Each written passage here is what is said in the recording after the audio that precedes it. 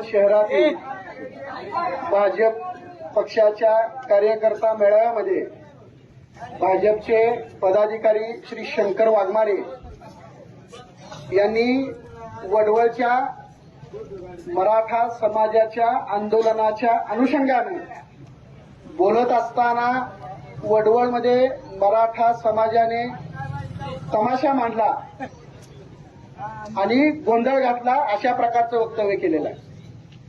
खरं तर मराठा समाजाच्या आरक्षणाची ही चळवळ आजपर्यंत शांततेनं आणि संविधानिक मार्गानं सुरू होती. आजही ती संविधान मार्गाने चालू आहे. आपल्या वारकरी संप्रदायाच्या भजन कीर्तन करत असलेल्या माय माऊलींवर आणि मराठा बांधवांवर भगिनींवर अंतरवली सराटीमध्ये या सरकारनं बेछूट लाठी हल्ला केला, गोळीबार केला.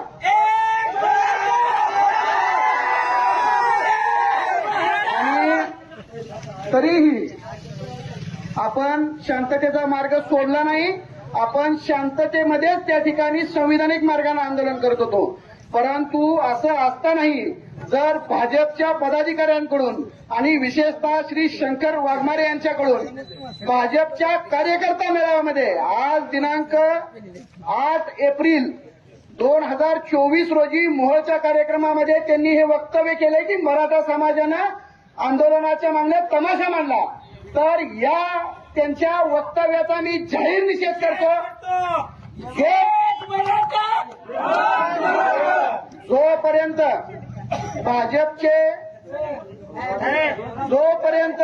भाजपचे पदाधिकारी, भाजपचे जिल्हाध्यक्ष, मोहोळ तालुक्याचे तालुकाध्यक्ष हे जाहीर माफी मागत नाहीत आणि श्री शंकर वाघमारे जोपर्यंत ज्या ठिकाणी ज्या शहरामध्ये यांनी मोहोळमध्ये हे वक्तव्य केलं त्या वक्तव्याबद्दल मोहोळ शहरामध्ये येऊन मराठा बांधवांसमोर माफी मागत नाहीत, तोपर्यंत मराठा समाज हा भाजपच्या कोणत्याही कार्यक्रमाला जाणार नाही. जाणार का तुम्ही?